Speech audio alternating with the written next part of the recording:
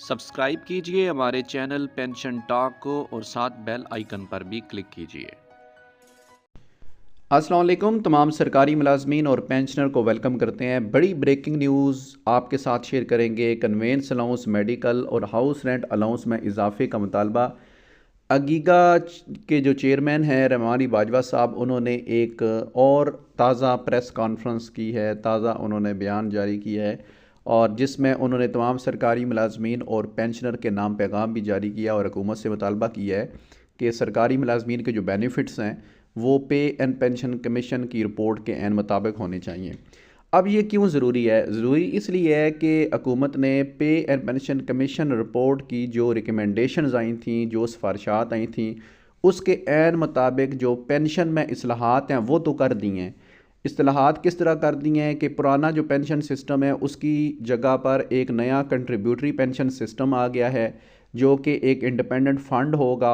इसमें एम्प्लॉई और एम्प्लॉयर दोनों कंट्रीब्यूट करेंगे और सरकारी मुलाजम को at the time of retirement जो है वो बेनिफिट्स दिए जाएंगे। यानी कि पेंशन के निज़ाम को मुकम्मल तौर पर तब्दील कर दिया गया, उसमें इस्लाहात कर दी गई।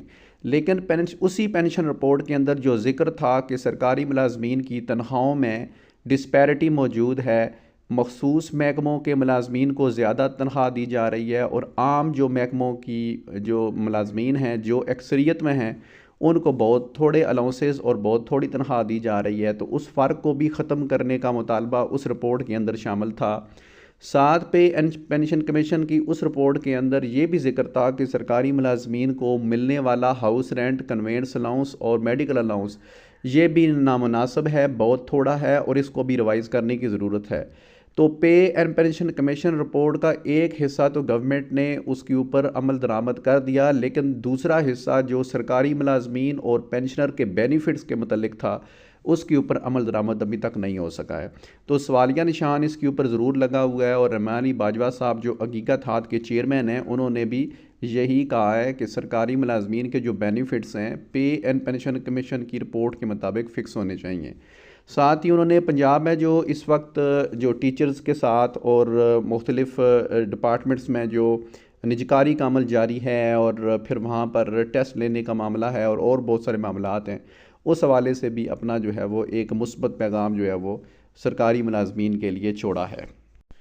नाजरीन, हर सरकारी मुलाजिम को उसकी पे के अंदर 3 बड़े अलाउंसेस जो इम्पोर्टेंट हैं, इनमें एक मेडिकल अलाउंस है, एक कन्वेंस अलाउंस है और तीसरा जो है वो हाउस रेंट अलाउंस है।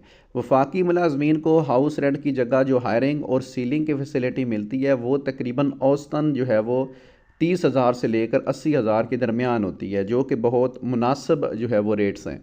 लेकिन अगर सूबों में देखा जाए तो यही हाउस रेंट सूबाई मुलाजमीन को 1,000 से लेकर 3,000 के दरमियान दिया जाता है, जो कि बहुत थोड़ा है। इतने कम पैसों के अंदर जो हाउसिंग की फैसिलिटी या अकोमोडेशन जो है उसको अरेंज करना पॉसिबल नहीं है। अगर बात करते हैं मेडिकल अलाउंस की तो वो भी तकरीबन 1,000 से लेकर 3,000 जो है वो मैक्सिमम मिलता है स्केल वाइज मुलाजमीन को सूबों के अंदर। और इतने थोड़े अलाउंस या इतनी थोड़ी रकम के अंदर जो है वो आप ख़ुद अंदाज़ा कर लें कि क्या इलाज मुआलजे की सहूलियात जो है वो मुहैया हो सकती हैं या पूरा किया जा सकता है। तीसरे नंबर पर जो बड़ी चीज़ है वो कन्वेंस अलाउंस। कन्वेंस अलाउंस इस वक्त भी 2005 की इनिशियल बेसिक पे के ऊपर फिक्स है। जिस वक्त पेट्रोल जो है वो 15 से 20 रुपये लीटर था, आज जो है वो 250 रुपये लीटर के करीब है। तो इसमें कई 100 गुना जो है वो इजाफ़ा हो चुका है। महंगाई की जो शरह है उसमें भी बहुत ज़्यादा इजाफ़ा हुआ है। तो सरकारी मुलाजमीन ये मुतालबा कर रहे हैं कि पे एंड पेंशन कमीशन की रिपोर्ट के अंदर जो जिक्र था कि पेंशन के सिस्टम के अंदर रिफॉर्म्स की जाएँ, वो तो तकरीबन हो रही हैं, गवर्नमेंट कर रही है। लेकिन उसी पेंशन कमीशन की रिपोर्ट के अंदर जो जिक्र था कि तनख्वाहों के अंदर डिस्पैरिटी मौजूद है, अलाउंसेस में जो है वो उनको रिवाइज़ करने की ज़रूरत है, तो उसके ऊपर इम्प्लीमेंटेशन नहीं हो रहा। तो सरकारी मुलाजमीन का ये मुतालबा कर रहे हैं कि इन अलाउंसेस को भी पे एंड पेंशन कमीशन की रिकमेंडेशंस के मुताबिक जो है वो इंक्रीज़ किया जाए।